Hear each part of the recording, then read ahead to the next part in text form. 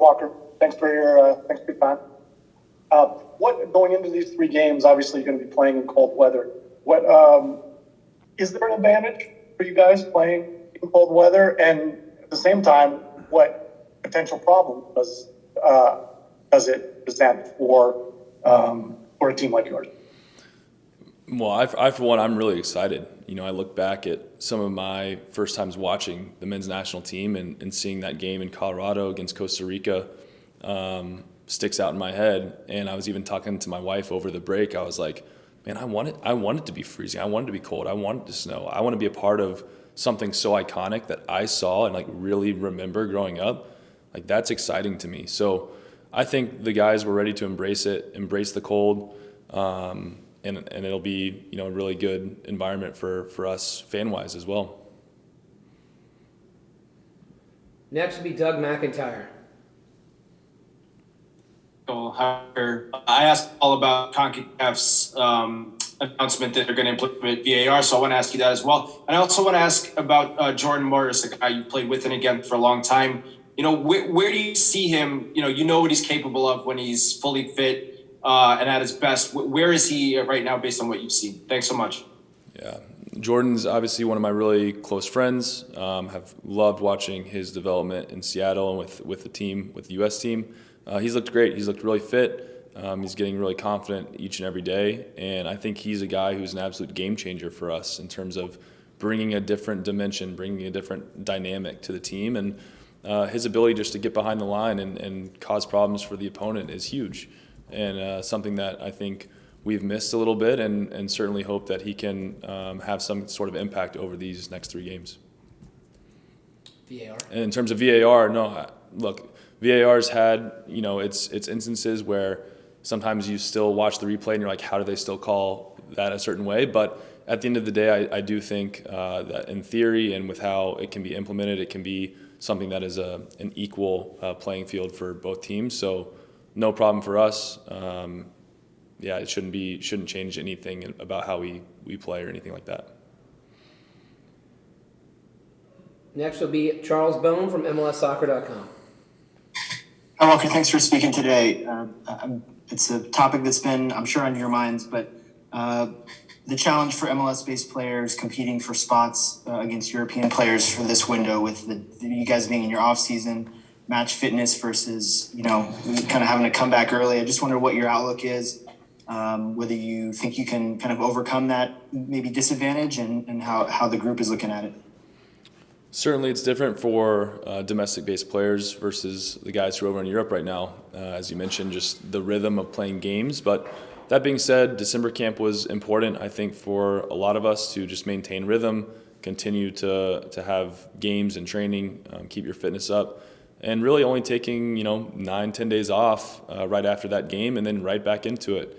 And that's been the beauty of this camp is we're not just preparing for some kind of friendly, we're preparing for 3 qualifiers. And so that being said, the staff's done a really good job of making sure that we are fit, that we are gaining fitness. And so we've had scrimmages, had bike workouts in the afternoon to just increase our aerobic fitness. And so it'll be a good test, our final scrimmage against SKC. Kind of see where everyone's at, how we're feeling as we edge closer to that 90-minute threshold. And certainly, we feel like we're ready to compete and are prepared for these games. We'll go to Ron Blum from the Associated Press. Hi, Walker. I guess it'll be for you 2 months since a competitive match and 6 weeks since any match, the Bosnia game. How does your body and mind react differently coming off sort of a period like that, even with the training and the workouts? Is it different at all? Do you have to do anything differently to get into the flow of the game? No, I think, you're right. Just over a month since that Bosnia game. I think that this Friday is a really important opportunity for us to make sure that we're going into that game, full on intensity, full competitive mode. This is our chance to get that rhythm back. So it's hard to answer your question before playing that game, but I think we all feel confident in our ability to make it through 90 minutes and challenge ourselves. And that's going to be the game that's going to help us find our rhythm as we prepare for these next 3. Next will be Donald Wine. Hey Walker, I know you've had experience playing in the turf, but now you're going up to Hamilton on the 30th. Tim Hortons Stadium, as you know, is a turf field. While you guys that are currently in camp, all the Major League Soccer-based players have had experience with turf, much less cold turf. Some of the guys in Europe have not had that. How do you think that's going to adjust your approach as a team when you do face Canada on the 30th? Thanks. Well, I think each surface obviously plays in different ways, but at the same time, I think the main focus for us is going to be our starting points. It's going to be the intensity, the competitiveness, our ability to come out and dictate how the game is going to go.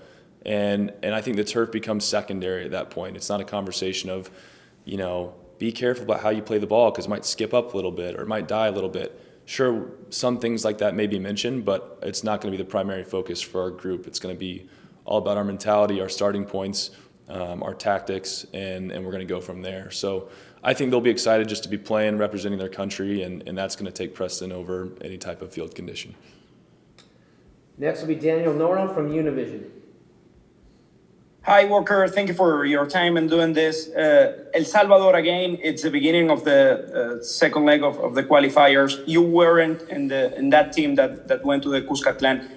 What can you recall from those first games of the qualifiers? And if you can make a recap of your team, what will be the biggest highlight, your remarks about the first leg that you did?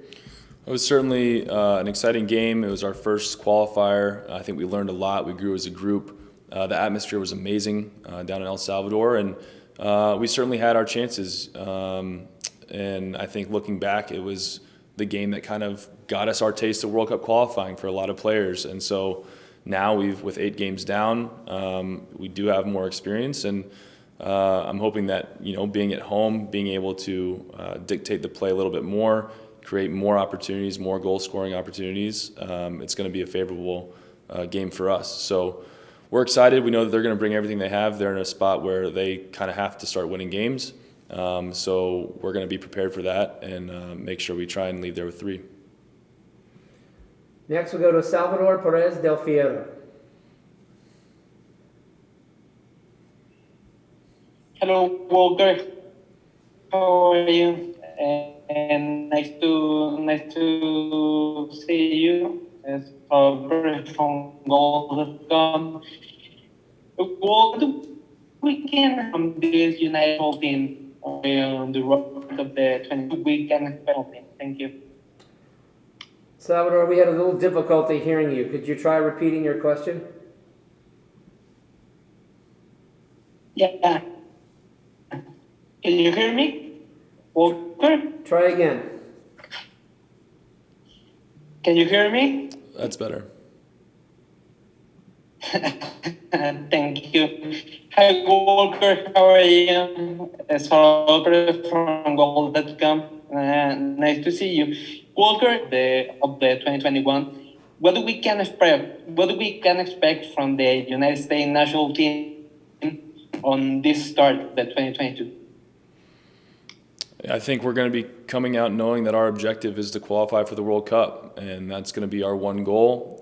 That's what we've been talking about for the past few years. So I think you're going to see a group that's extremely focused, extremely competitive, and a group that hopefully is level-headed and keeping our eyes on that goal and not getting ahead of ourselves, taking it one play at a time, one moment at a time, and then once the whistle blows at the end of the game, we can kind of see where we are and get ready for the next one. But a very focused group, a very determined group, and one that's going to have their eyes set on our main goal, which is qualification.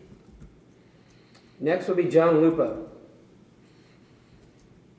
Walker, just talk about, I know it's been a while since the team has played a match, but just in the World Cup matches, qualifying matches so far, and even going back to the Gold Cup a little bit, you guys have had an excellent defensive record. I believe you've only given up something like 4 goals in your last 9 games. You're one of the mainstays in defense. You've been one of the best defenders in MLS for a long time. Well, what do you think has been the key to having so much success, and what can you take from those matches going forward now that you start the second round of qualifying against these teams? I think it starts with our work ethic and our work rate. And that's not just, I know a lot of times defenders and goalies get credit for a lot of the defensive statistics, but it's a team stat. It starts with how we press up top with our front three, how we can cover ground in the midfield, and then certainly how we can clean up things and organize the group as a defensive unit. So it starts with the work ethic, and then I think communication is extremely important, especially in these games. One moment can cost you points, and so making sure that you're always communicating, always organized, is a really big component, never being switched off. So we've done a good job of maintaining that energy, maintaining concentration, and certainly have had guys stepping up and making individual plays as well, where your team needs a play, and whether it's a goalkeeper, a defender, anyone on the field making a play, we've been able to make some of those plays. Our last question comes from Mark Keplinger from the Tulane Hullabaloo. Thank you, Walker, for speaking with us. Obviously, you guys are opening up against El Salvador next week, and last time in the qualifying cycle, you guys drew 0-0. What adjustments are you guys hoping to make to get all 3 points this time? I think it starts with just creating more opportunities. We did have a few chances down in El Salvador, but this is a game that we're at home. We should be having the majority of possession, majority of chances created, and then certainly another component is going to be set pieces. Extremely disappointing that we haven't had a goal off set pieces yet in these first 8 games, and so that's an area of the game that we feel like we can capitalize on. So more opportunities, more goals, certainly getting on the score sheet and walking away with 3 points.